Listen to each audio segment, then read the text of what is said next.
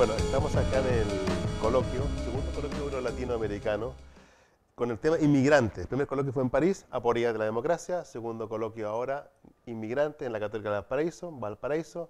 El próximo año Barcelona, vamos ahí a molestar con el Estado-Nación. Estamos con Eugenio García, un gran amigo, el hombre del no. Hoy día dio una conferencia espectacular mostrando qué acontece a nivel planetario con lo que llama esta marea de las redes, de las tecnologías, una nueva modelo de subjetivación. Eugenio, pareciera que ahora, como tú lo has mostrado clarísimo, en el siglo XIX era como el sujeto y los movimientos revolucionarios eran como más complicados, entre más rasca complicado, entonces Lenin tenía que convencer a la gente, sacar la arma, un rollo, a más revolución a finales del siglo XIX y comienzos del siglo XX. Después, como años de 68, pasan las tecnologías, los cabros se juntan, por fin los cabros se juntan entre ellos, se juntan con los obreros, y en París se toman 10 semanas, y queda tremenda cagá, y vienen unas nuevas formas de entender el capitalismo, nuevas formas de conectividad, y pasa un cierto colectivo. Pero pareciera que al final del siglo XX, con la llegada del smartphone, y al comienzo del siglo XXI, con WhatsApp, Facebook y YouTube, algo pasó completamente distinto. Estamos en una tercera forma de entender la subjetividad, un nuevo modelo capitalista para esa subjetividad, luego un nuevo modelo revolucionario para esta subjetividad. ¿Qué onda? Bueno, efectivamente, hay varios hechos particulares. Uno es que esto ha sido muy rápido. Segundo, que es una revolución que no se da cuenta la gente, Sí, porque es una revolución que es provocada por un artículo, por un producto, por una tecnología. La tienen en la mano y no saben que Claro, es una pistola, una bomba. Exactamente, Claro. Y te encanta. Sí, claro, es un fetiche. Y lo más notable es que cambia hábitos. Y al cambiar hábitos, cambia la vida, digamos. Y cambia la aproximación hacia la sociedad, cambia la aproximación hacia la política. Y la tercera cosa muy interesante es que todos pueden emitir. Normalmente en todos los sistemas anteriores, la gran población era receptora de aquello que la élite o el poder emitía. Ahora todos emiten, todos comparten, todos se comunican unos con otros. O existe la posibilidad de comunicarse todos unos con otros. Y ese es un cambio radical, ¿no? Las consecuencias de ese cambio la estamos viviendo, pero todavía no termina. ¿Cómo se es revolucionario ahora, crees tú? No es a lo Lenin, no es a los Fidel, ¿verdad? ¿Cómo se es revolucionario ahora? Mira, Nuevas formas revolucionarias. Yo creo que la revolución hoy día pasa por la creatividad. Es decir, es tanto el cambio de condiciones que hay que inventar toda una nueva forma de relacionarnos políticamente, por ejemplo, o de hacer empresa, o de educar, ¿no? Y ese proceso creativo hoy día se ha destinado más que nada a inventar nuevas aplicaciones, nuevos sistemas que funcionan en Internet, que está súper bien, pero en lo que toca a la vida civil, por decirlo así, todavía nos queda un gran espacio de invención que deberíamos ser capaces de hacerlo. Ahora, ante eso se topa, primero porque nada, hay un general pesimismo, o un general temor disfrazado de pesimismo o de depresión, que dice que no, está todo malo, digamos, está todo desordenado. WhatsApp está todo malo. Exacto.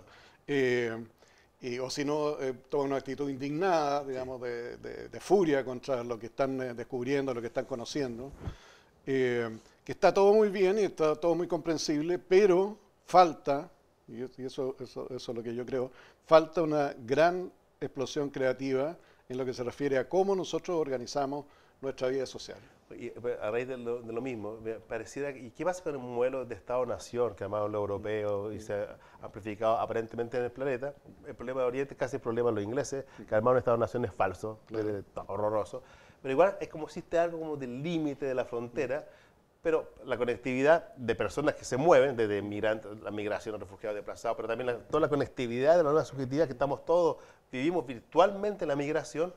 ¿Qué pasa con el modelo político de una universidad, lo que sea, una universidad, una empresa, un ministerio? Nosotros somos chilenos, no somos argentinos. No somos esa cuestión como rasca, pero igual opera y tiene institucionalidad, constitucionalidad y mil cosas. Opera y opera gente que sostiene fieramente, digamos, esa condición.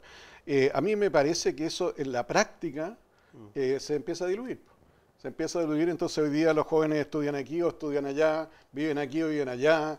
Gente que viene a trabajar a Chile por un tiempo se queda y después se va a otra parte. Mi impresión es que dentro de poco tiempo vamos a ser como una especie de aeropuerto, donde vamos a estar rodeados por otros que no son de nuestra misma nacionalidad. Y por lo tanto las naciones, las aduanas, el pasaporte, que fue un invento del principio del siglo XX, eso va a tender a ser inútil, innecesario, ¿no? Porque además estamos rastreados por la tecnología de Internet también, por lo tanto se sabe quién es quién, y cada vez más se va a saber ¿Cómo más. se sabe quién es quién? Ahí está un problema ideológico. Yo sé que tú me podrías... Ahí está, es lo que acontece, así funciona la tecnología, así funciona el nuevo modelo de subjetividad virtual. Ya, por lo menos de los 7.000 millones, por lo menos para los 2.500 millones, bien. Ya, después hablamos de lo otro. Para esos 2.500 millones funciona ese modelo. Pero uno inmediato, como soy yo, de sospechoso, pero podía estar completamente filtrado por una ideología. Claro. Luego puede ser la nueva cárcel de la Matrix. Y entonces, si es así, no tenemos salida alguna, ¿o, Eugenio? Claro, el devenir Trump, o devenir Piñera, cualquier tipo de devenir, porque al final, hasta las tecnologías de la virtualidad están ideologizadas. Sí. ¿Qué se hace ahí? O es tan abierta la virtualidad que podemos romper a Trump desde adentro, a Le Pen desde adentro. Yo pienso que sí, yo pienso que es tan grande el tráfico y que crece cada vez más. ¿No hay Matrix posible de encierro total? No, no. Yo pienso que son demasiados números, son una cantidad gigantesca. Entonces, y esas cantidades gigantescas no solo se mueven bajo la ideología de Trump, se mueven bajo varias otras ideologías, incluso una ideología que es anticapitalista. Anonymous, Wikileaks. Exactamente, o los hackers, como preguntaban en la charla de antes. Hoy día, ayer mismo, de nuevo, hackearon tarjetas de crédito en Chile. Claro, y hackearon a través de Uber, digamos, la tarjeta. Bueno, eso, ¿cómo se llama? Necesariamente los mecanismos antisistema están operando tal como los prosistema, por decirlo así. Y a mí me parece que los volúmenes son imposibles de... Tal vez nuestra lucha sea contra los algoritmos que tienen hoy día tienen ese poder oculto, ¿no es cierto?, que determina quiénes somos, dónde estamos y qué es lo que preferimos. Se ve actualmente, lo conversamos, que Facebook puede ser a lo mejor la institución más criminal o más peligrosa del planeta, más que la OTAN, que la CIA, el FMI, el Banco Mundial, simplemente porque tiene 2.500 millones de perfiles. Y se vio clarísimamente con el 50 o 70 millones de la compra que vendió Facebook, ¿verdad? Y ahí se vio ni más ni menos dos fenómenos mundiales, Brexit y Trump. Claro. O sea, dos fenómenos mundiales que cambian toda la cartografía política del planeta, más en el mundo anglosajón, ni más ni menos en el mundo anglosajón, mediatizado por Facebook lo que generó. Sí. Ahora, mi impresión es que es una reacción ante una fuerza demasiado avasalladora y veloz. Tsunami lo llamas tú. Tsunami. Ante este tsunami, entonces, aparece gente que construye muros. Brexit es una construcción de un muro.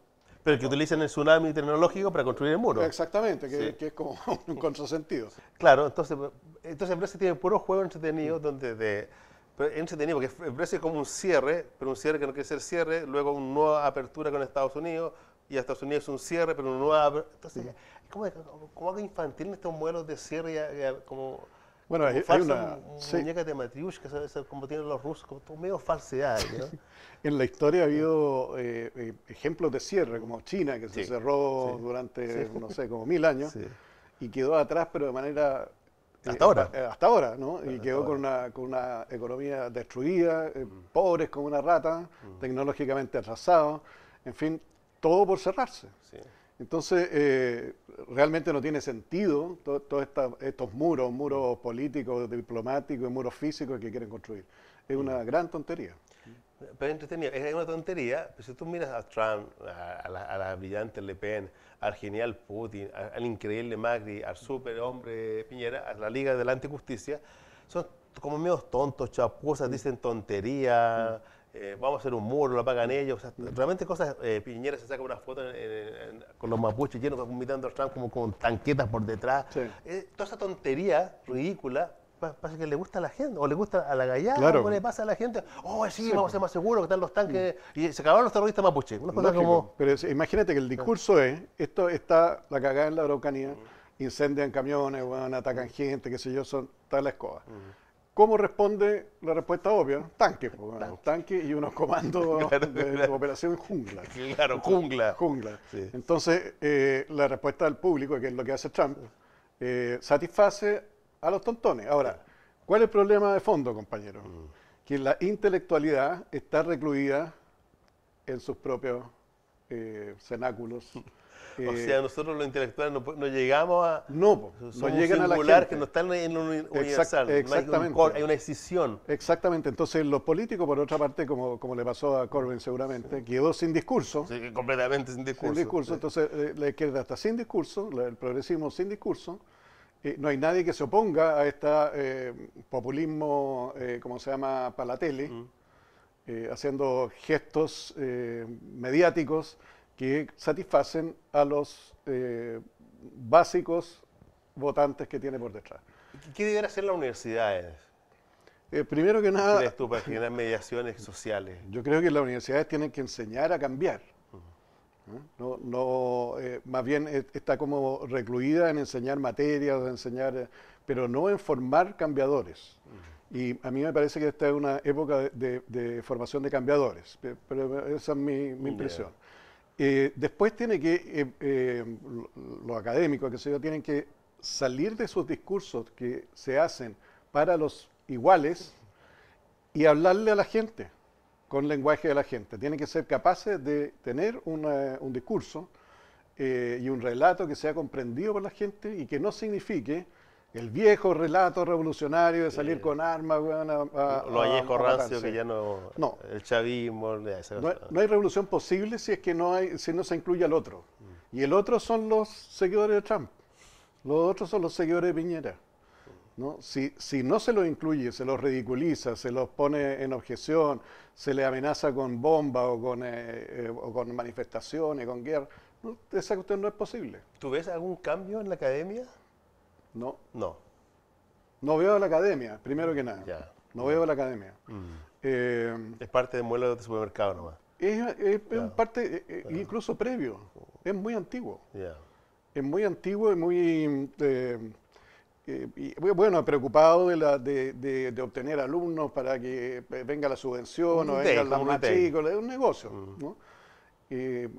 Lo veo falta de inspiración genuina, de un lugar donde se promueve la evolución del planeta. Una pesada, ahora estamos en la tele. ¿Y por qué crees que Chileno es medio pusilánime y se queda callado? Mira, no habla de Pinochet, no habla de nada, no quiere comprometerse, siempre está calladito. Entonces la universidad quiere ser como un retail, listo, se acabó, endeudar. Sí. Pero la universidad, los centros de investigaciones, o los académicos, los intelectuales, no asumen eso, oye, hablemos, mira, oye, es falso lo que se dice los inmigrantes, hay pocos inmigrantes en Chile, que un colombiano viole, no es que sean todos los colombianos violando, hay una construcción mediática, ¿por qué no se sale? Oye, hay una construcción mediática, pasada por una cierta ideología, que se construye el inmigrante malo, y se le pone como algo, como un enemigo, y vienen las fuerzas fascistas que nos van a salvar. ¿Por qué el chileno no, el intelectual, la universidad o el centro de investigación no se hace cargo de cosas? O el problema que hay con la iglesia chilena, ¿por qué no se mete en los problemas ahí? Mira, yo creo que de la pega, la universidad no quiere problemas, ni la estatal, ni las públicas privadas. Los centros de investigación quieren investigar la hormiga que está en la Serena y chao, eso es el... Yo creo que el problema de Chile es que siempre tiene dificultades mayores. Como esta sucesión de terremotos que nos asolan y tsunamis que nos asolan cada cierto tiempo, hacen que nosotros queramos paso a como de lugar. Entonces, cualquier alteración más o menos que pone en riesgo mi tranquilidad, no queremos meternos ahí. Entonces, la universidad sí está bien, pero estamos cómodos. Fíjate que los grandes movimientos ahora universitarios son mujeres que se toman las cosas aquí. Sí, ¿por qué? Porque tienen un malestar gigante, con toda razón por lo demás, y se toman una universidad intrínsecamente machista como es la universidad, cuyo modelo consiste en unos señores que se paran adelante y otra serie de señores que toman nota. Eso que es patriarcado puro, visible, constatable. Exactamente, y que además probablemente el que se para adelante no tiene las calidades para pararse adelante, sino que más o menos, digamos, tiene un curso que repite todos los años, que es más o menos parecido, que está muy lejos de lo que ocurre al lado afuera. ¿Ya? Entonces, la gran revolución hoy día es una revolución femenina, ¿no? La gran furia, digamos, por cambiar las cosas. Pero una reflexión sobre el total de la sociedad no existe. No existe. Desde el movimiento estudiantil del 2011, que fue muy interesante porque cambiaron la agenda, movilizaron al país, lo hicieron además sin violencia, cosa que usando creatividad y humor.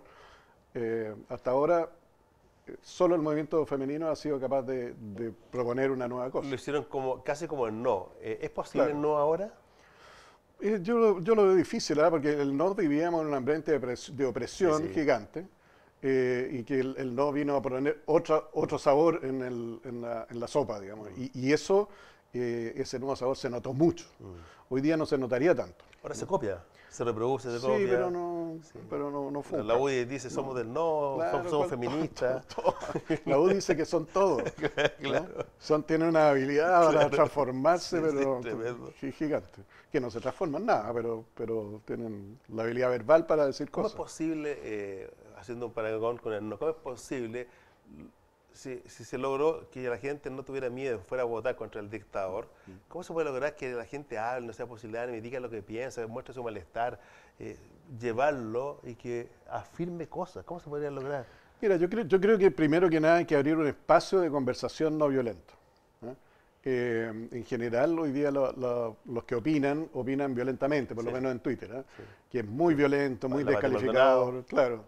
Y que es como la masa que quiere destruir todo lo que toca. Entonces aparece un Herbalasbeu o el Nicolás López, lo destruyen así, y mientras más le pegan, más contentos quedan, como que sacan toda su rabia. El sadismo en lo público y validado. Exactamente. Y entonces, eso es bien curioso porque todos los sistemas de justicia, además, que son lentos, que son, ¿cómo se llama? Quedan totalmente descalificados porque el tipo ya fue condenado. En un día. Ejecutado. Claro, en un día está muerto, condenado. Sin revisión. Ahora que lo que haga la justicia da lo mismo. Digamos, ya está destruido. ¿No? Bueno, esa violencia hay que inventar un lugar o un modo o un espacio, como tú quieras, de conversación, que puede ser lo que tú estás proponiendo, digamos, la República de Amigos, nosotros. Pero ese nosotros tiene que salir a la calle, tiene que estar en los supermercados, tiene que estar en el día a día. No puede estar simplemente en los cenáculos, los coloquios como el que tenemos ahora. Que además son muy interesantes, pero también son bastante reaccionarios. Así, porque el peso de sus tradiciones y sus pensamientos que son antiguos. Son antiguos, esa modalidad rancia. Y eso es necesario cambiarlo y hay que inventar eso. Por eso es lo que te digo, que hoy día es el momento de lo creativo. Ayúdame a inventarlo vos, Eugenio. Yo, Felipe, para eso estamos. Para eso estamos. Genial, gracias Eugenio por estar acá. Gracias a ti por invitarme. Es tu casa, estamos en nosotros. Sí, yo estudio aquí también. Incluso le queríamos inventar, no vamos a copiar los tontos de la pieza de pensar, o hay que inventar como revoluciones de pensamiento, revoluciones en nosotros. La palabra revolución es mala. Sí, le genera resistencia. Sí, pues las revoluciones se hacen pero no se dicen. Entonces, ¿cómo? Hay que empezar un nombre. Te invito a pensar un nombre para el programa. Ya. Vale, eso. Chao, gracias. Ya. Chao.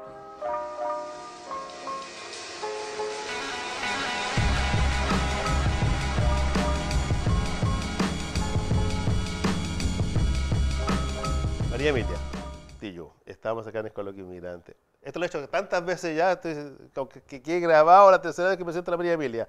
Bueno, María Emilia, ¿qué pasa con los inmigrantes en Chile? Aquí estamos hablando de la Católica, hay mucha gente invitada, por fin se visibiliza el problema de migración. Yo vengo de una parte bien pobre de Valparaíso, que es Playa Ancha. En Playa Ancha también hay una resistencia al inmigrante, y no es Vitacura, no es Providencia. Algo le pasa con el inmigrante al chileno. Además, si es haitiano, más le molesta por la forma de hablar, porque tiene la piel más oscura. Algo le pasa al chileno. Cuéntame, ¿qué opinas tú? Bueno, primero que nada, gracias por la oportunidad, porque es una posibilidad también de comunicar y de difundir lo que pensamos. Lo que le pasa tiene que ver con varias cosas, ¿no? Yo diría, hay distintos elementos a considerar. Hay una cuestión histórica, una estructural, una política, una económica, ¿no? Y efectivamente, históricamente, hubo esclavos en Chile. hubo esclavos que defendieron la patria, en primer lugar, ¿no? Que fueron soldados para defender la patria, ¿no?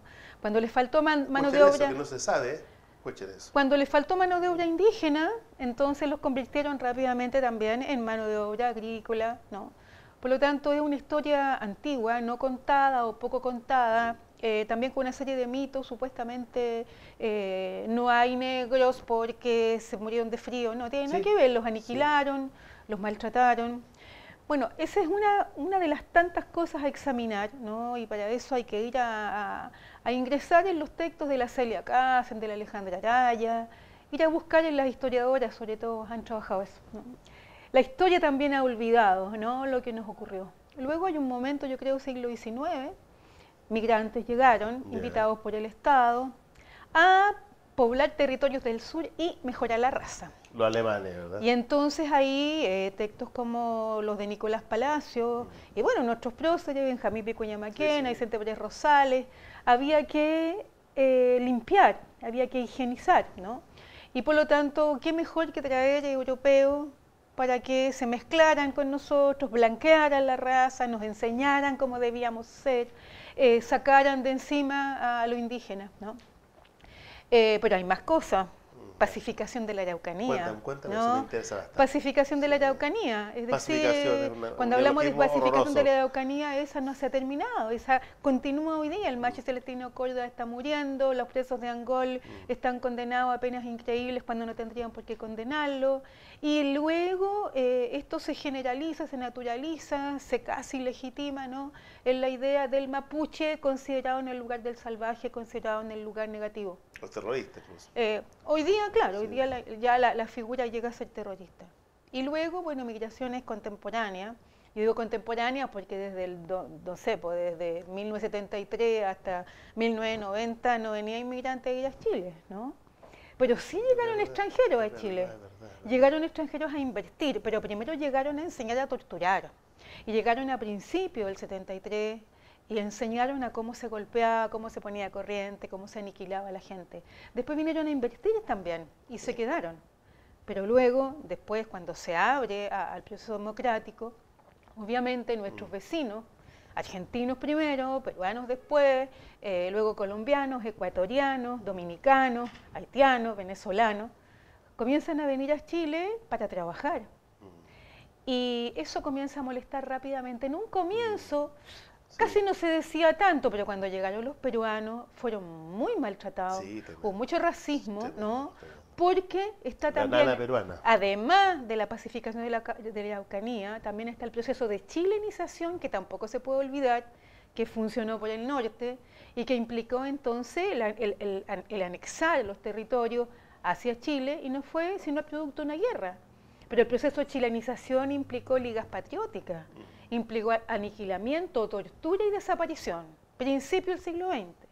Entonces la historia no es de hoy día, y lo que ocurre hoy día con este temor, con esta xenofobia, con este racismo generalizado en toda la sociedad chilena y en todos los ámbitos de la sociedad chilena, incluido el campo intelectual, que se dicen no racistas, hay que entender que es algo inherente a la constitución de un país cuyo Estado-nación tiene mucho que ver en esto. Es decir, donde hay una política, ¿no?, que funciona por la defensa del territorio. Entonces hay que cuidar la frontera, hay que cuidar quién entra, hay que decidir quién entra, quién sale, quién trabaja como mano de obra barata, quién se puede explotar. Entonces tenemos fenómenos de trata, de tráfico ilegal de personas, tenemos superexplotación, asesinatos a la puerta, a cada rato, de los cuales no se habla. Recientemente, un joven haitiano asesinado en la población Los Nogales por dos chicos que se jactan en las redes sociales que le robaron un celular, no aparece en ninguna noticia. Es decir, sí se habla de aporofobia, pero la cuestión racial es fundamental. La cuestión de la raza, y lo digo entre comillas porque las razas no existen, lo dijo la UNESCO, lo dice Medio Mundo, pero está súper presente la cuestión de la raza. En nuestro país nunca se ha hablado tanto de raza como en estos últimos años, ¿no? Y actualmente, en donde la migración afro-latinoamericana está presente en nuestro país, y qué bueno, ¿no? Efectivamente hay una sociedad completa con temor, y además, yo diría, también siguiendo un poco los discursos errados sobre todo de los gobiernos y del gobierno actual, en donde estamos frente a un Estado racista y policial y mentiroso, porque además vincula migración a delincuencia. 1% de migrantes cometen delitos y este último tiempo 0,3%. Entonces, por favor, ¿qué es lo que está pasando acá? ¿Por qué se construye al colombiano violador, al ecuatoriano ladrón? Bueno, pero los chilenos hoy día en Holanda no somos tan bien recibidos, ¿ah? Nos registran en el aeropuerto, están considerados los mejores ladrones del país. Entonces también, diríamos, a cada uno su racismo dependiendo para dónde se traslade. Entonces, este no es un problema chileno, este es un problema mundial, ¿no? Hoy día, alrededor de más de 3,3 millones de personas se desplazan, 3,3%, pero son 244 millones creo que se desplazan por el mundo. Hoy día, por todos lados.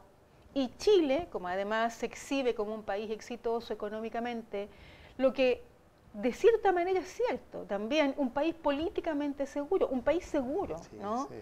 Entonces, la gente se viene a vivir a Chile porque piensa que aquí efectivamente va a poder estructurar su vida, pero sobre todo porque va a encontrar trabajo. Y efectivamente encuentra trabajo, pero en los nichos más precarizados del trabajo nacional. Entonces, las mujeres en los sectores de servicio, o en la entretención, o en la sexualidad, ¿no? Los hombres en mano de obra agrícola, en los servicios, en las construcciones. Y hay gente informada. Y bueno, veamos hoy día, limpian nuestras calles, cuidan nuestros viejos, cuidan a nuestra gente, cuidan a nuestros niños, limpian nuestro país y ni siquiera los vemos.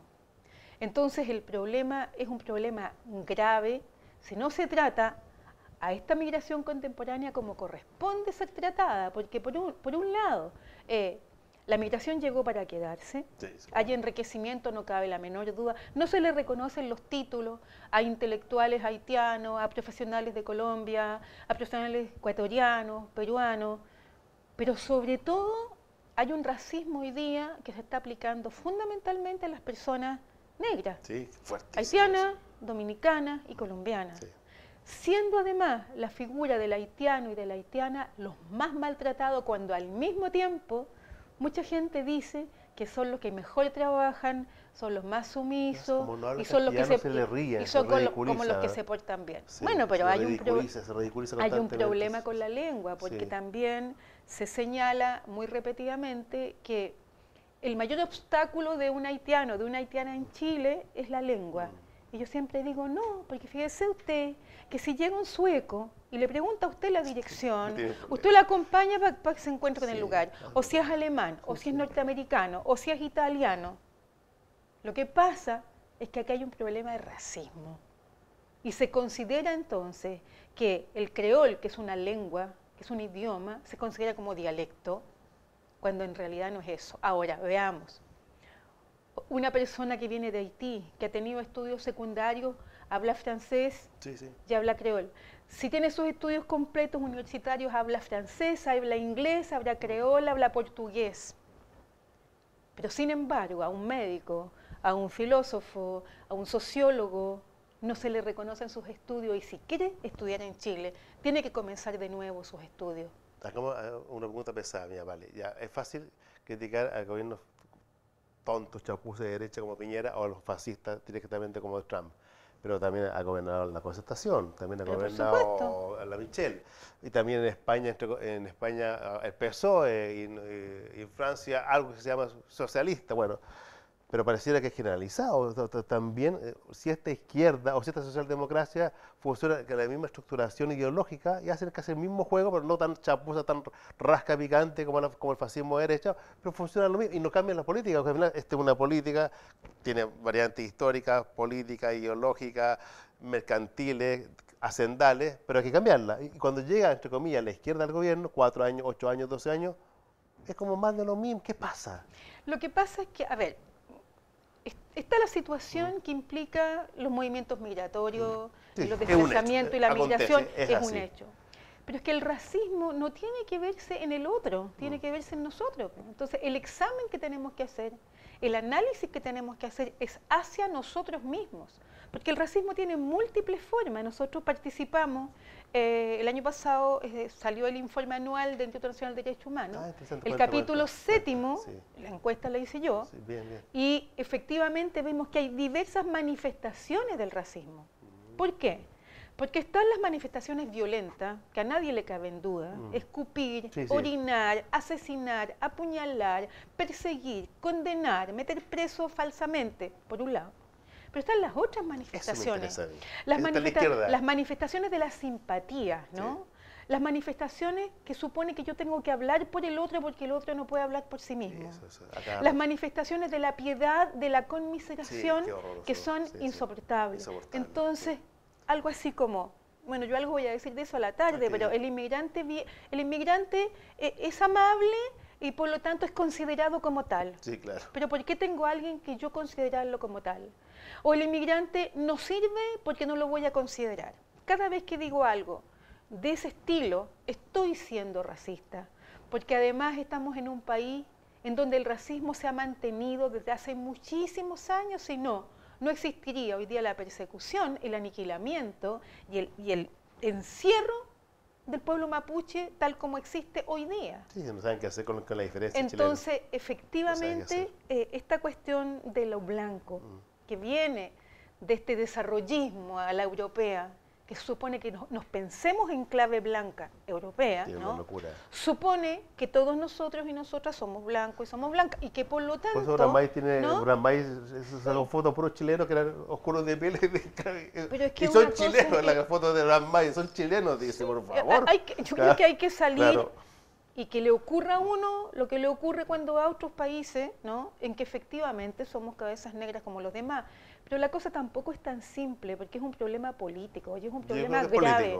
Es grave porque hoy día se plantea una nueva ley de migraciones, que en primer lugar no es una ley de migraciones, es una ley de extranjería, porque una ley de migraciones tendría además que contemplar al 1.200.000 y tantos chilenos que hay en el extranjero, y considerarlos en el caso que quieran regresar, por ejemplo, restablecerse en Chile, o sus hijos o sus nietos. Ni siquiera se piensa en ello. Esta ley de extranjería implica hacer un catastro y tener, ¿cierto?, un registro de cuáles son los extranjeros considerados migrantes, porque los otros no son considerados como tales, que viven en el país, y controlar sus vidas. Fíjate que ahora hay una cosa reciente que ocurrió hace algunos días.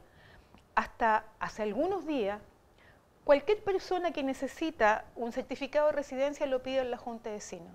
Pues no, ahora la PDI dejó súper claro que ya un extranjero en Chile no puede pedir un certificado de residencia en una Junta de Vecinos, sino en la PDI. Es decir, todos los migrantes que llegan hoy día a Chile están controlados por la PDI, pero la PDI es un lugar para investigar delitos. No son los carabineros. No. Y si alguien investiga, ¿por qué tiene que estar preocupado el registro de personas? Cuando viví en España o viví en Inglaterra, era Junta de Vecinos. Ya, pero uno llega a la Junta de Vecinos en España, uno llega en Inglaterra, Junta de Vecinos en Inglaterra. Nunca la policía. Aquí se acabó. Qué horror. Entonces tenemos que ver que esta suerte de persecución, que al mismo tiempo choca con algo bien interesante, porque hay muchas empresas, ¿no?, sobre todo en el mundo agrícola, y sobre todo la gente que necesita mano de obra en el sur, qué sé yo, que lamenta lo que está ocurriendo con los migrantes, porque resulta que son ellos y ellas los que son su principal mano de obra, por supuesto, explotada y todo lo que tú quieras. Pero hoy día en el Valle del Maule, en el Valle de Azapa, en el Valle de Utah, en el Valle del Elqui, ¿quiénes están trabajando? También, ¿dónde están? Están en todo el país trabajando en las condiciones más terribles, produciendo para Chile. Lo que usted dice, cuidando niños, cuidando a nuestros padres, cuidando a nuestros abuelos. A nuestros abuelos. Porque, por ejemplo, todo lo que estoy contando viene de estudios que hacemos, de tesis de mis estudiantes, de trabajo que hacemos hace muchos años. Si uno va a mirar quiénes están trabajando hoy día en los hogares de ancianos, son prácticamente puras mujeres que vienen de la migración. ¿A quiénes se les está llevando para que limpien las casas? ¿Quiénes son los jardineros que van a hacer los jardines? ¿Quiénes están construyendo? ¿Quiénes están trabajando en el mundo agrícola? Y antes de terminar, en tus trabajos que son muy bonitos de campo, ¿qué dice de verdad el inmigrante del chileno? Mira, primero es bien interesante decir que para investigar, y también es algo que se va dando con el tiempo, tenemos que hacerlo con nuestros colegas haitianos, colombianos, cubanos, venezolanos. La palabra que se puede recoger de parte de ellos y de ella es una palabra difícil de recoger, porque nosotros igual somos investigadores, podemos ser cercanos y cercanas, pero igual representamos un lugar complicado. Entonces, después de mucho tiempo de estar allí, con mucha timidez, en algunas ocasiones tenemos palabras súper contradictorias, como por ejemplo alguien que me dice, mire, la señora me ha tratado muy mal, incluso una vez se enojó tanto conmigo que me pegó. Pero yo la entiendo porque ella la pasa mal con su marido, claro, entonces se desquita conmigo. Sí, está típico allá. O sea, si uno encuentra algo así, ¿qué es lo que estamos haciendo allá? Versus otras personas que va a decir, ¿sabes qué? Hay mucho racismo en Chile. Yo no entiendo cómo ustedes vienen a mi país de vacaciones, República Dominicana. Y aquí viene lo otro. ¿Dónde van los chilenos de vacaciones en el verano? Cuando van al Caribe. Y aquí van al Caribe y nos encontramos con otra, digamos, otra instancia interesante que tiene que ver con la sexualización y la racialización. Clarísimo. Y acá, el chileno reprimido. Claro, entonces el deseo de la negra, tiene dinero para comprarlo. El deseo de la negra o el deseo del mulato, de la mulata, por parte de chilenos y chilenas. Que puede pagar su mercancía. Bueno, eso es racismo también. Claro, sí, estoy de acuerdo. María Emilia, estoy contentísimo de conocerte face to face, te lo decía por email. Y no te mueras nunca, vive 1000 años. Ay, ojalá. Sí, muchas gracias a ti. Te quiero mucho. Eso, gracias. Gracias igualmente.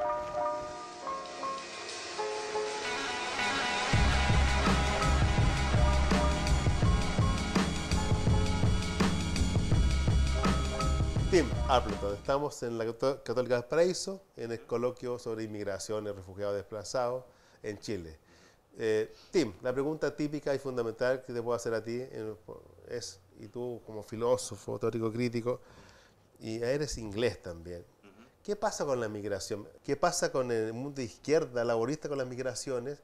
No solamente la migración interna dentro de ustedes mismos, UK es complejo, UK respecto a Europa, UK respecto al planeta, más la Commonwealth, ¿verdad? ¿Qué pasa con la migración?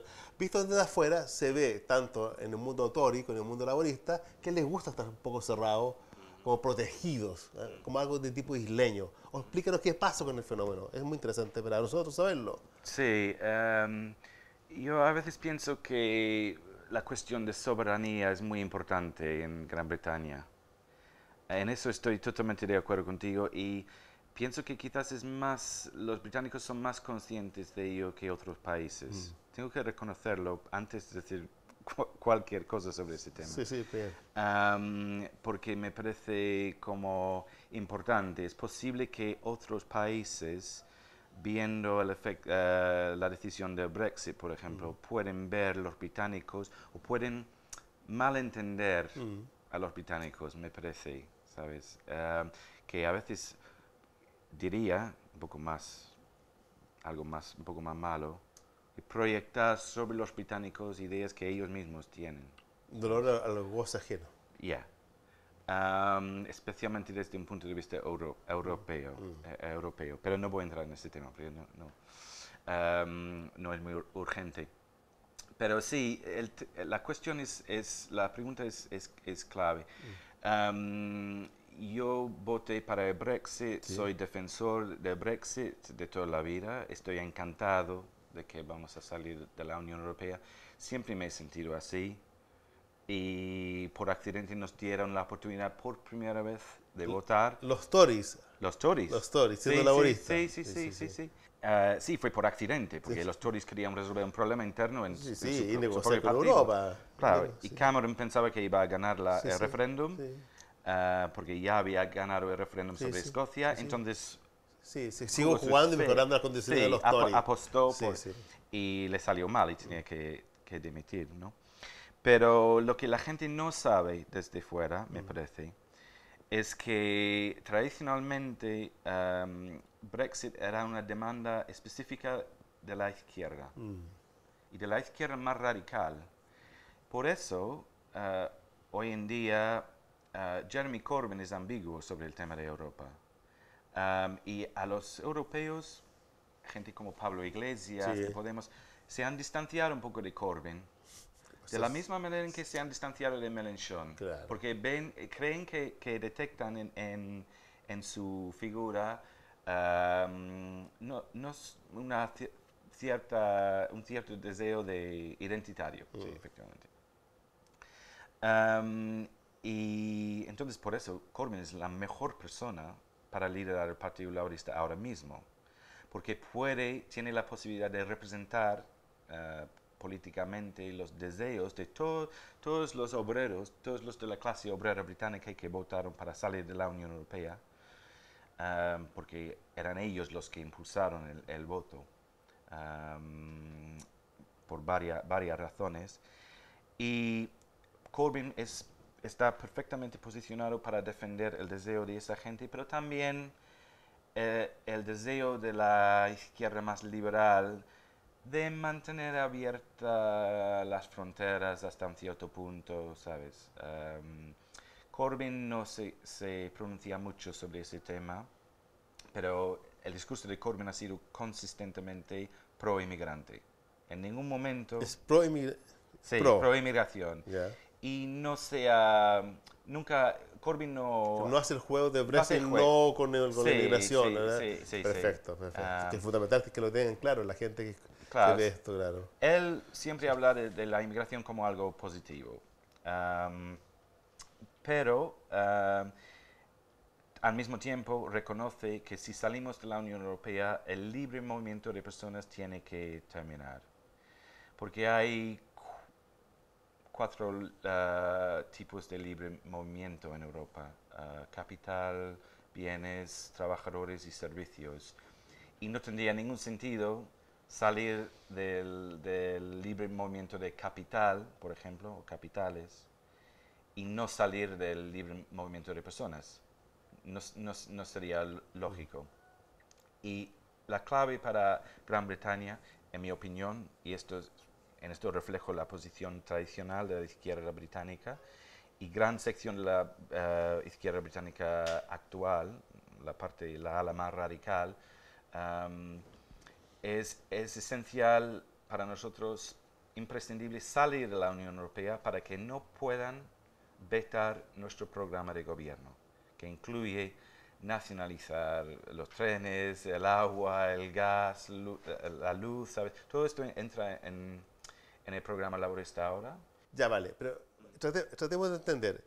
¿Qué diferencia entonces a un laborista de izquierda, al comunista, no el laborista Blair, no la Hillary Clinton de usted, de un tipo de derecha conservador, de un Tory? Porque aparentemente uno dice, son como formas de lo mismo, son formas de...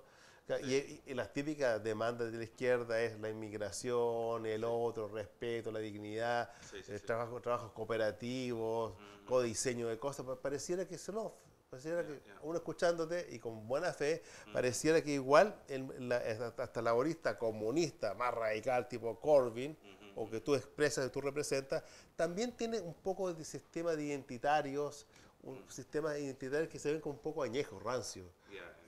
Para entender otras formas de entender sistemas colectivos. Sí.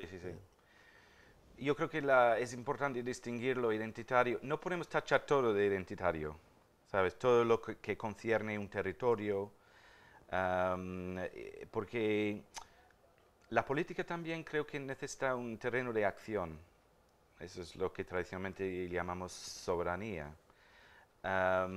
Y gran parte de la cuestión británica, lo de Brexit, es recuperar nuestra soberanía democrática. Y eso en sí mismo no lo veo ni malo, ni identitario, ni nada. Me parece bien. Estoy de acuerdo contigo. Yeah. Sí. Y obviamente está la estructura comunitaria, les quita soberanía, obviamente. Sí. Claro. A mí no estoy de acuerdo con este tipo de izquierda que critica, que tiene una reacción alérgica constante al Estado-nación. O la figura de la nación. Sí, como yo también. Yo no tengo problemas. Sí. Es que el patriotismo en sí mismo no es algo necesariamente políticamente regresivo. Es verdad que se unificaron un poco la derecha radical y la izquierda radical en Inglaterra. Incluso dentro de la campaña para I think it was Leave.eu, había UKIP, pero también comunistas, ese tipo de cosas, ¿no? George Galloway, que es Sí, sí. muy de izquierda. Sí, muy de izquierda, pero sí. Sí. Como Nadie dudaría que es de izquierda, claro. Efectivamente. Sí, sí. Y él dijo left, right, hacia la victoria. Sí. Right? Sí, Curiosa claro. la frase. Es curiosa la frase. Lo que tenemos en común es el deseo de recuperar nuestra soberanía que los políticos, los parlamentarios, renunciaron paulatinamente durante las décadas sin pedir el permiso ni una vez del pueblo británico. Como hacen todos los sistemas políticos, que Yeah. a representar fuera con la representación. ¿verdad? Sí. Claro. Y eso forma parte de nuestro ser nacional, nuestra ontología nacional, que nuestro Parlamento es soberano y no pueden renunciar, no tienen permiso de renunciar a sus poderes. Entonces, mucha gente como Owen Jones, por ejemplo, justo antes del voto para salir, dijeron que su argumento era que tenemos que votar para quedarnos en la Unión Europea y reformarla, porque si salimos vamos a acabar con un gobierno Tory terrible que van a hacer un Parecía bonfire de todos los derechos laborales. Yo estaba con Owen Jones como estrategia política. Sí. Seguimos en la Comunidad Europea y la rompemos desde adentro entre todos. Yo estaría en esa posición. Sí. Pensando que era lo mejor, Sí. pero en ese supuesto. Sí. En ese supuesto. Pero yo creo que se confunden dos cosas ahí. Se confunde, estaban tratando esa sección de la izquierda, prácticamente toda la izquierda importante en Inglaterra, todos. Estaban confundiendo la cuestión de salir de la Unión Europea con una cuestión coyuntural de quién es el gobierno ahora mismo. Y eso es lo que une la izquierda y la derecha en Inglaterra con respecto al tema del Brexit. Es que, no, estábamos de acuerdo con la derecha en el sentido de que tenemos que recuperar nuestra soberanía y luego decidimos qué hacemos dentro del país. ¿Y no se podía esperar desde adentro de la Comunidad Europea sobrecodificar y romper el sistema y armar un sistema de múltiples soberanías codiseñándose? ¿Qué es lo que yo crear y reformar. Sí, yo postulo un modelo federativo. Okay. Más que soberanía ontologizada que después dan la mano. Esto fue el argumento de prácticamente toda la izquierda británica. Incluso Jeremy Corbyn en el último momento, porque dijo que no me gusta la Unión Europea, lo dijo públicamente, pero tenemos que quedarnos porque tiene que reformarse. Yo esto lo veo absolutamente imposible. Era imposible para ti, Es que no, la idea, los que creen que la Unión Europea que tenemos actualmente es reformable, están viviendo un delirio absoluto. Es que no es ni mínimo. Después de Grecia, fijaros lo que hicieron con Grecia. ¿Sabes? Hay una crisis humanitaria en Grecia. No tienen medicina en los hospitales. La gente está muriendo de cáncer porque no tienen drogas que el resto de Europa tiene. ¿Sabes? Eso no, después de eso, eso es reformable. Y luego hay otra cuestión también que... te voy a preguntar algo pesado, irónico. Pero pudiendo entender el juego de la soberanía, que a mí también, con el Estado-Nación, pero ¿no habrá también componentes psicológicos, sociales de vivir en una isla? Posiblemente. Es muy distinto estar en un continente, Chile, Perú, Bolivia, Argentina, más en España y en Europa, que está todo al lado, literalmente al lado. Hay algo con la isla, desde Enrique VIII, desde Tomás Moro, desde su utopía. Hay algo con la isla que va construyendo la subjetividad del anglosajón. Sí, probablemente. Y por eso su soberanía. Soberanía en sentido casi empírica, material. Sí, en tu libro sobre Hegel hablaste de Gran Bretaña y el Brexit y tú prácticamente describiste Gran Bretaña como si fuera la ciudad de Gotham, ¿no?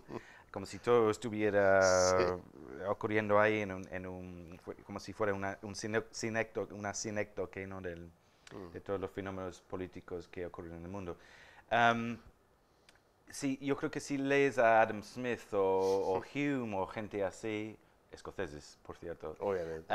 Pero en esa época los intelectuales hablaron de geografía y cómo afectaba la psicología de la gente, el tiempo y esas cosas. Hoy en día no se menciona nunca, ¿no? Como si no fuera Como si no fuera. científicamente válido, porque no se puede medir, básicamente. Entonces es un poco especulativo todo eso.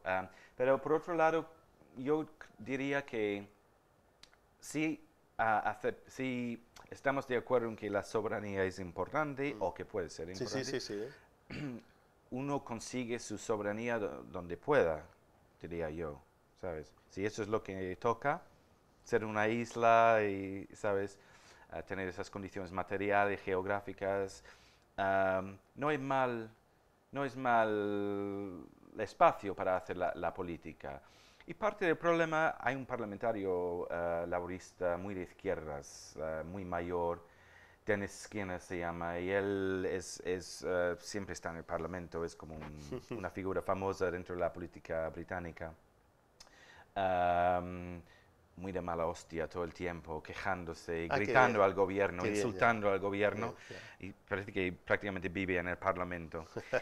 Y él votó para salir de la Unión Europea. Y le preguntaron después por qué, y él dijo que, voy a parafrasear su respuesta, dijo que no me gusta el aire de este gobierno grande en Europa, ¿sabes?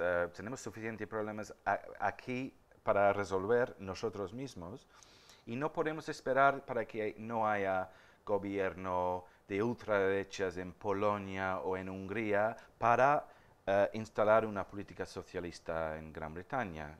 No es factible eso, sería una traición de nuestra propia gente, que al fin y al cabo, según ese principio de soberanía, son los únicos de los que tenemos la responsabilidad política. Porque en un momento dado alguien tiene que asumir responsabilidad política de algo. ¿Cuándo la humanidad va a pegar un salto más cualitativo, más altruista, que sea responsabilidad política de todos?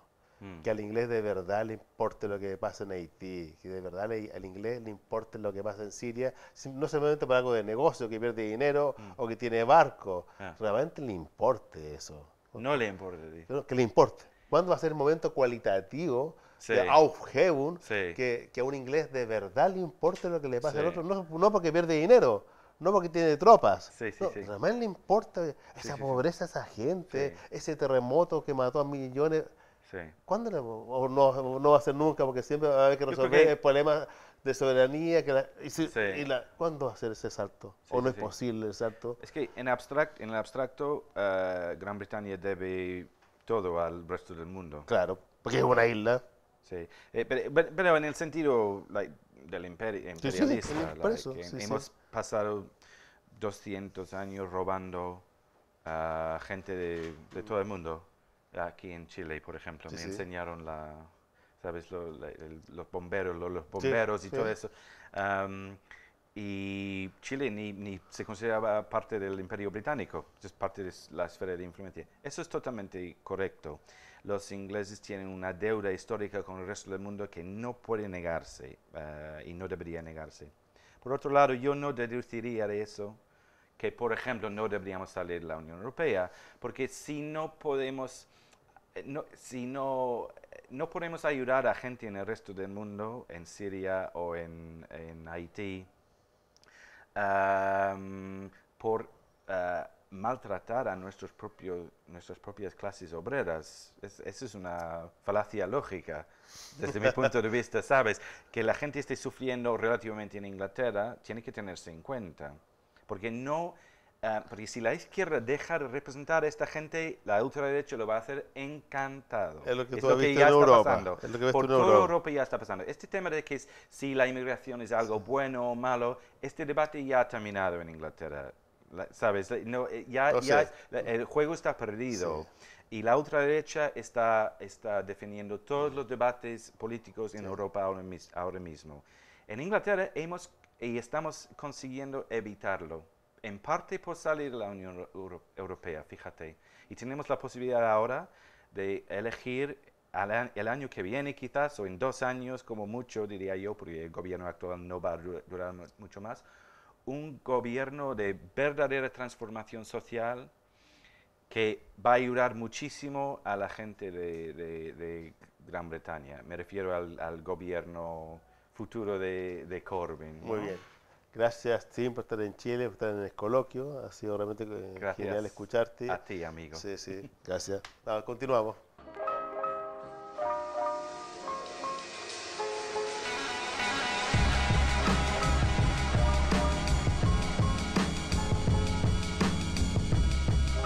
Angélica Montes, estás acá en la Católica de Valparaíso, hablando en un coloquio de inmigración, refugiados, desplazados, que entre los dos también lo hemos organizado. ¿Por qué es un tema importante, no solamente para Chile, o para UK, o para Colombia, o para Francia, el tema de la inmigración? Es una pregunta, ¿qué pasa con la inmigración? Y a la vez, la pregunta obvia, si hablamos de la inmigración o de las formas de inmigración, es porque hay un problema. En realidad, la gente no quiere, o es un problema de elitistas, intelectuales, de izquierda, que hablamos de inmigración, pero la gente quiere ponerle contra a la inmigración, sacarlo fuera del país, y eso los fascistas lo saben muy bien, y bueno, nosotros administramos de verdad el deseo de la gente, no lo que dicen los intelectuales de izquierda que hacen sus cosas.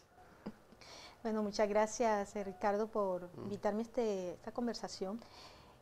¿Por qué es importante ese tema? Yo creo que es importante ese tema porque definitivamente lo propio del humano es la transhumancia, ¿no? Yeah. La migración no es una cuestión nueva, no es una cuestión que haya aparecido de los años 2000 para acá.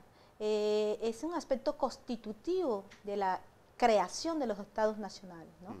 Y ya por eso es en sí un tema que no tiene fecha de perención, ¿no? En ese sentido. Mientras sí existe un Estado-nación, está la Sí, claro. Esto es un fenómeno que, por ejemplo, hablamos de Chile, hablamos de Valparaíso, es un lugar que se construyó con migraciones. Argentina, recuerda que solemos decir, los latinos nos burlamos de los argentinos diciendo que bajaron de un barco, ¿no? Entonces, claro. Los procesos migratorios en el caso latinoamericano nos afecta desde 1492. Para ser un poquito ortodoxos y decir que a partir de ahí llegan los españoles y todo el cuento. Entonces, no es un tema que tenga una fecha de perención, es un tema que debería ser parte de las agendas nacionales y transnacionales, no a partir de los años 2000 con lo que está ocurriendo en el Mediterráneo, sino que debió ser desde los mediados del siglo XX, después de la Segunda Guerra Mundial, debió ser un tema esencial de estudio, apreciación y reglamentación a nivel internacional, pero no lo fue. En consecuencia, ha habido un vacío. Pocos países le hicieron verdaderas políticas de legislación migratoria. Entonces, para mí ese no es un tema nuevo, es un tema que ha estado ahí, pero que ha sido visibilizado. Ahora bien, tú no me preguntabas, es una cuestión solo que nos interesa a los intelectuales, a los que muchos van a decir los revolucionarios, los que siempre se están quejando. Exactamente. Yo creo que lamentablemente sí. Lamentablemente sí, porque hay una cuestión, como diría desde del psicoanálisis, muy del tánatos humano, Sí, ¿no? exactamente. Estamos muy, tenemos poco eros y mucho tánatos, ¿no? Entonces, el proceso de la migración viene a activarnos, desde mi punto de vista, esa parte del tánatos propio de las comunidades políticas, ¿no? Entonces, yo siempre estoy molestando y en este coloquio he insistido en lo mismo, pero vuelvo y lo insisto aquí contigo. Mira cómo los europeos son xenófobos, no acogen. Y yo voy a Colombia y ¿qué es lo que veo? Que los colombianos, sí, ay, qué drama el de los venezolanos, pero por allá lejito, ¿no? Porque cuando están ahí nos vienen a quitar el empleo, nos vienen a bajar a causa de ellos, ya nos pagan menos porque ellos van a hacer lo que nosotros hacemos, pero más barato. Hay más violencia, desafortunadamente en Colombia ya no se habla de prostitutas, sino venezolanas, como hacer un sinónimo. Claro. Entonces, como ves, es una cosa que yo creo que diste en el blanco. No es una cosa que interese porque cada situación es particular en cada uno de los países, por supuesto, pero hay temáticas que vienen a invisibilizar el tema de la migración. En Chile es el tema del aborto, en Colombia es el tema de la corrupción, en Argentina es el tema de los militares, ¿no? Entonces, todo eso viene justamente a invisibilizar, a continuar a invisibilizar un tema es ¿Y prioritario. cuál sería la labor de los intelectuales, los pensadores, de las universidades, centros de investigación, lo que sea, escritores?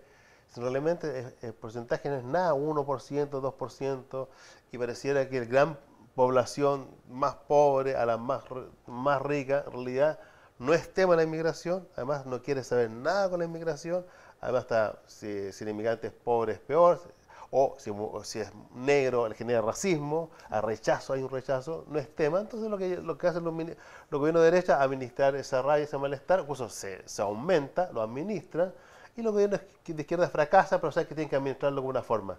Entonces es rarísimo. Entonces, ¿qué podemos hacer nosotros que somos una elite en el sentido tan simple como muy pocos? No tenemos ni los medios de comunicación para informar a la gente. Sí. Mira, Nos suicidamos en masa, lloramos, hacemos papers, hacemos libros que nadie lee. Mira, mi libro lo leído 3.000 personas, no es nada, no es Dan Brown, no es haz nada. un blog o una página Facebook mejor. No, yo creo en ese sentido que una de las cosas que hay que hacer, la estamos haciendo acá, tú has sido actor protagónico de ello, ir a la matriz, por ejemplo, aquí en Valparaíso, darle la palabra a los inmigrantes, escucharlos. Parece un poco tonto, ¿no? Un poco, bueno, es una catarsis quizás, pero es indispensable que nosotros le demos la palabra a esa persona que ha sido excluida o que se siente excluida, y que creamos lazos también de solidaridad desde el simple acto de escuchar. A veces la gente lo que quiere es ser escuchada, Sí, ¿no? No necesariamente así busca soluciones. Eso por un lado. Por otro lado, una cosa que es fundamental poner en marcha es una verdadera recuperación, yo no diría ni recuperación, sino reescritura de nuestras historias. ¿A qué me refiero? En países como Chile, países como Argentina, países como Uruguay, hay me gusta mucho la palabra invisibilización, porque no hace llamado a que no existe algo, sino que algo que ha estado ahí no ha sido mostrado, ¿no? Sí, eso Entonces, hay un acto, ¿verdad? Claro, un acto oculto, pero una ocultación orquestada, ¿no? Entonces, visibilizar esa parte de la historia. ¿Qué es lo propio de los estados? Vamos a concentrarnos en América Latina. ¿Qué es lo propio de muchos de nuestros estados? La migración. ¿Cuántas personas saben que nos están escuchando, por ejemplo, en este momento? Y los invito entonces a que, y me dirijo a ustedes, que por favor busquen ahí en Google, busquen y indaguen sobre lo siguiente. En América Latina, desde 1492 hasta más o menos 1950, 60, fue una zona de recepción migratoria de más de 50, 70 millones de personas. Chinos, europeos, japoneses, coreanos, libaneses, o sea, una pluralidad, ¿no? Nosotros nos enseñaron ese mito, y por eso hay que repensar la historia en Chile, en Argentina, en todos estos lados, nos enseñaron el mito de la democracia racial. Sí, un mito, total mito. Sí. Aquí no somos el crisol de raza, claro. No, aquí nunca hubo crisol de raza, aquí lo que hubo claramente fue una racialización institucionalizada, ¿no? Así fue, clarísimo. Y en ese sentido, la historia no ha dado cuenta de ello, no ha dado cuenta de ello. Y ¿qué pasa? Estamos ante generaciones que siguen con manuales en muchos países latinoamericanos hablándonos de los héroes de la patria. ¿Quiénes son los héroes de la patria? A ver, los hombres criollos, blancos, heterosexuales, católicos, apostólicos, romanos, como si fueran... Llegando de Alemania, de Italia, de España. Claro. Con abolengos que han viajado, que tienen... Y es un mito que nos sigue haciendo daño, porque son mitos fundacionales que nos hacen creer que lo que tenemos hoy ha sido el resultado de un heroísmo individual, ¿no? ¿Qué carajos iba a ser Bolívar sin la cantidad de negros e indígenas que hicieron la revolución por él, ¿no? Entonces, ese desconocimiento de la historia sigue patente. ¿Y cómo luchar contra eso? Hay que modificar esos manuales, hay que hacerle saber al chileno, al uruguayo, al peruano, que no fue ni San Martín, ni fue Bolívar, ni Holguín. No. Esto es una cuestión mucho más transversal. Las revoluciones nunca las hicieron los de cuello blanco. Las armas las han empuñado históricamente los de abajo. Pero las historias las han hecho los de arriba. Angélica, ¿cómo es para ti siendo una intelectual como bastante exitosa colombiana, pero tú trabajas y vives en Francia? Luego, siempre se ha sabido que en Francia, igual que en Inglaterra, por ejemplo, hasta cómo se pronuncia el inglés o el francés, ya aparece la teoría de clase o teoría de segregación. Eso es típico en Inglaterra y típico en Francia. Claro, aparentemente todo horizontal, ya está como por la lengua. Entonces imagínate, ya. Y tú trabajas y vives en el pensamiento, en el ámbito universitario, académico. ¿Ha sido una amistad? ¿Ha sido una guerra, un conflicto? ¿Qué ha pasado tú? Hay una expresión en francés que dice, je t'aime, moi non plus. ¿No? Te amo, yo no te amo, ¿no? Entonces es un poco eso lo que me ha pasado con Francia, porque lo que acabas de decir describe muy bien la situación. Digamos que uno te tolera, yo lo he sentido últimamente, uno te tolera mientras estés en cierto nivel. Cuando el local empieza a sentir que tú quieres como igualarte en términos de posicionamiento, prestigio, ya le estorbas, ¿no? Y eso te lo hacen saber en el caso francés. La cultura francesa es una cultura no en vano a lo largo de la historia de la diplomacia. Entonces te lo hacen saber, pero de una manera muy elegante, ¿ah? Pero tú lo sientes. Y es una violencia simbólica, es una violencia simbólica fuerte. Sabes que yo tengo la nacionalidad, pero yo sé que yo nunca seré una francesa más, ¿no? Digo, una francesa completa, algo me hace falta para hacer, y eso pasa por la lengua, como tú le dices, ¿no? Porque yo hablo y efectivamente todos saben que yo no soy francesa, ¿no? Yo te comentaba que aquí llegando, cuando llegué al aeropuerto me trajo una persona que me dijo una frase que me encantó y le dije, la voy a recoger para mí. Yo soy una francesa más, pero no soy una colombiana menos, ¿no? Entonces, eso de la colombiana, siempre seré una colombiana. Y lo inverso también es cierto. Cuando voy a Colombia, ya la gente no me considera colombiana. Exactamente. Y me dicen, tú hablas raro el español. Claro. Entonces, es una cosa muy... fenómeno, además eres mujer. Sí. Además, más complejo. Más complejo. Últimamente he sentido mucho eso, ¿sabes? Muchísimo. Es más complejo en este mundo francés-colombiano. Claro, ¿cómo se vive en la subjetividad más filósofa? O sea, filósofa. Más complicado todavía. Filósofa, mujer, francesa y colombiana, lengua francesa, lengua en castellana. ¿Cómo se vive tu propia subjetividad? Porque tú eres parte de estas nuevas formas de ser. Sí. Digamos que... Y más está en la conectividad, está en Face, además en el mundo, en la virtualidad, como todo humano. Sí. ¿Cómo se vive ahí? Mira, hace poco estaba hablando justamente de creolización, una definición, una categoría de Edouard Glissant, un pensador francés de las Antillas, donde decía justamente que la identidad es móvil e incompleta. Y para responderte rápidamente, yo siento que mi identidad siempre está en construcción, en completando, en las adaptaciones permanentes, ¿no? Y en ese sentido, ya no me pregunto por una identidad, yo no me construyo una identidad definida, sino que la voy adaptando, reformando, quisiera decir incluso por higiene mental y psicológica, trato justamente de no darme una identidad definitiva. ¿Cómo te presentas? Así, llegas a Alemania, llegas a Perú, ¿cómo te presentas? ¿Hablas en castellano, hablas en francés, saludas en castellano, soy pensadora francesa? No, francesa colombiana, no, colombiana. ¿Cómo te presentas tú? Bueno, nunca me he fijado cómo me presento. Mira, me has dado una tarea. Mira. Pero yo creo que generalmente me presento, hola, Angélica Montes Montoya. Y lo primero que digo cuando me presento, Angélica Montes, y digo Montoya porque tengo una madre. Es muy curioso. Como yo también, ¿sí? Siempre mi madre. Siempre, ahora que me lo dices, me presento con esa filiación, ¿no? Vengo de un lugar, de ese lugar es la matriz de materna, ¿no? Muy curioso, no me había puesto a pensarlo, pero cuando alguien me saluda, doy la mano, doy un beso y digo, mucho gusto, Angélica Montoya, porque tengo una madre.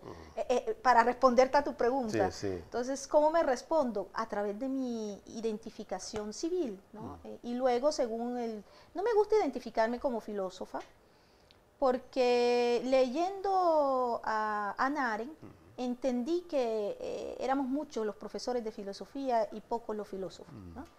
y creo que todavía no alcanzo la categoría de filósofo. Cuando tenga como tú 4 o 6 libros quizás. Pero también porque eso genera, según el público con el que interactúas, eso enseguida puede generar o una desconfianza o una cosa como ya nos va a hablar de su carreta.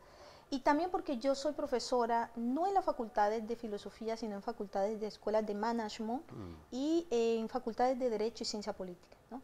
Entonces doy cursos de geopolítica, por ejemplo, cursos de estudios en másteres estratégicos, gente que hace economía, gente que hace administración pública. Yo decía hace poco, llegué ahí no por elección, porque todos quisiéramos cuando uno hace filosofía, pues estar en una facultad de filosofía.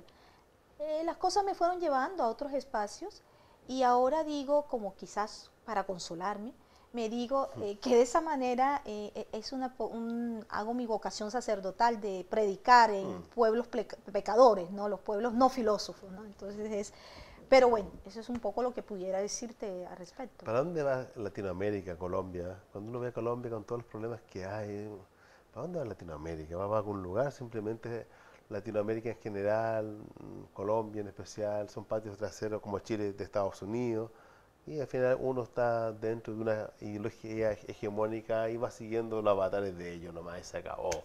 Y los gobiernos simplemente van administrando lo que hay dentro de una eón ideológico capitalista anglosajón que tiene. Eso no tiene ningún destino, construcción social que pueda pasar en Colombia y Latinoamérica. Para empezar, yo no diría para dónde va a América Latina, sino para dónde van las Américas Latinas. Porque creo que pensar la América Latina en su totalidad, es una cosa que nos induce a la decepción. No hay una América Latina, hay Américas Latinas. Es decir, cuando tú ves, seamos realistas, Centroamérica, si la comparamos con el Cono Sur, poco y nada tienen que ver. Los países de los Andes, con el Cono Sur, ¿no? Brasil, ¿no? Entonces, yo creo que una de las primeras cosas que habría que empezar a reflexionar es a romper con esa idea de una unidad latinoamericana, porque lo sabemos, pero lo seguimos pensando. Yo creo que a pesar de que sabemos que somos diversos, seguimos pensando que podemos construir proyectos comunes, colectivos. ¿Tú crees que no? Yo no creo, no creo. Yo creo que hay que aceptar esa situación que es propia de la historia. Las construcciones de los estados nacionales del Cono Sur tienen similitudes, pero no tienen los dispositivos del Estado Nacional, no son exactamente idénticos a los dispositivos Pero de no los Estados perdemos nacionales. ahí una forma de construir tejido latinoamericano.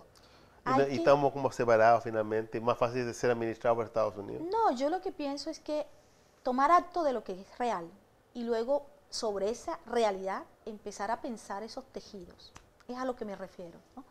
Pensando que hay una particularidad del Cono Sur que no es mira, es que hasta la manera de hablar, en la manera de concebir el mundo, ¿no? En la manera de las problemáticas. Y al mismo tiempo, esas problemáticas que nos afectan allá al lado norte, en la parte de Colombia, Perú, desde hace 10 años nos afecta que, dame un ejemplo, la cuestión negra, nos afecta desde hace tremendo 20 tema. años. La situación hace que ahora Chile le afecta. Sí, sí. ¿no? Entonces, pero es reciente para Chile. Sí, muy reciente. Lo que muestra que ha habido unas historias paralelas con unos rizomas, ¿cierto? Pero unas especificidades y que ahora hay que entender que aunque existen esas especificidades, hay que empezar a construir esas relaciones. Pero te das cuenta, sí, te sigo, pero te das cuenta que si tú miras las 3 grandes formaciones mundiales que mueven todo el planeta, que son Rusia, China y Estados Unidos, y la cuarta podría ser Europa, pero no tiene el poder de las otras 3.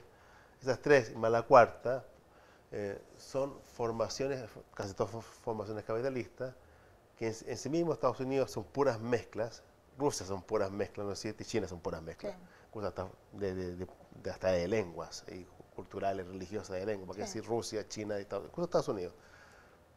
Y así están hegemonizando y están en la guerra por el capital. Te das cuenta que ante eso Latinoamérica no queda un poco ser o estar bajo Estados Unidos y tratar de un poco conectarse con Europa, y nada más, no le queda nada más. Por eso te digo, lo que pasa es que yo me doy cuenta a través de las lecturas de geopolítica que he hecho, historia, me doy cuenta de un hecho. El hecho es que hay unos fuertes nacionalismos Sí. en cada uno de los estados que constituyen esto que se llama la América Latina y el Caribe. Y hay que tener en cuenta que eso ha estado ahí y que no se va a superar, ¿no? Y lo que hay es que replantear la manera como nos vamos a relacionar. No seguir pensando, aquí una Unión Europea no va a aparecer, una Unión de Estados Federados no va a aparecer, ¿no? No va a aparecer porque hay tradiciones muy fuertes de la construcción del Estado. Colombia es una construcción estática capitalista, ¿ok? No tenemos la misma concepción, mejor dicho, pueden dialogar mejor Chile y Colombia, Obviamente, vos tenés hasta FP, ¿no? claro. que Colombia y Venezuela. ¿Ves? Entonces, darse cuenta de esa situación nos permitiría, sobre todo a las izquierdas progresistas, entender que esto no va a una idea de una gran solidaridad única, colectiva y un bloque en América Latina. Los franceses decían hace 50 años, seamos realistas, pidamos lo imposible. ¿Ya no se puede pedir lo imposible? No, yo no creo que se pueda pedir lo imposible. Yo creo que es una... El mundo ha cambiado. El mayo del 68 no se repetirá, ¿no? No volverá a un mayo del 68. Y yo creo que no es tampoco malo que no se reproduzca un mayo del 68. A cada época su generación, a cada época su revolución, a cada época sus posibilidades, ¿no? Yo lo que sí creo es que de pronto el estar trabajando en una escuela de management me ha hecho poner los pies en la tierra. O sea, yo tengo estudiantes que 2 años después son ministros. ¿Eh? Y que yo digo, bueno, o sea, esta gente del management son los que administran nuestra cosa común, la política, ¿no? Y ahí yo me di cuenta que efectivamente hay que entender que no, es decir, es muy lindo imaginar una América Latina unida, abrazados todos en la solidaridad, imaginando que todos vamos a ponernos en contra del tío Sam y que nos está combatiendo. La realidad es que los estados son como seres orgánicos y vivos, con el mismo tánatos y el mismo eros, ¿no? Y generalmente, perdona que vuelva a la psicología, son muy tanáticos, Sí, ¿no? Y absolutamente. poco ni eróticos ni amorosos. No, nada. Entonces, en ese caso, para responder a tu pregunta, ¿para dónde va América Latina? Primero, yo creo que hay que entender eso, que hay varias Américas Latinas, ¿no? Que hay varias Latinoaméricas.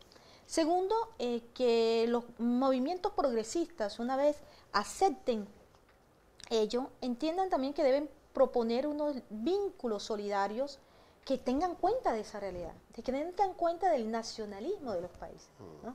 Y que, oye, no vamos a volver, lamentablemente, yo soy materialista histórica, pero lamentablemente no volverá la lucha del proletariado. No, sí, no, imposible. No lo creo.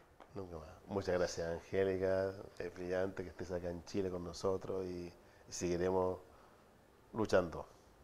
Gracias. Bueno, estamos ya terminando con estas entrevistas en la Católica de Valparaíso, en un coloquio sobre inmigrantes, refugiados, desplazados. El próximo año el coloquio va a ser en Barcelona. El tema será el Estado-Nación, un tema fundamental. Y derechos. Y derechos, un tema fundamental para repensarse lo que viene. Ha sido muy bello el proceso, gracias a la televisión, gracias a toda la gente que nos está viendo. Volveremos con nuevos programas, estamos como reconstruyendo hasta el tema, estamos pensando hasta cómo vamos a llamar a este nuevo programa de televisión. Y gracias, nos hemos sentido en nuestra casa y seguiremos con muchos invitados y con muchos amigos discutiendo temas para todos.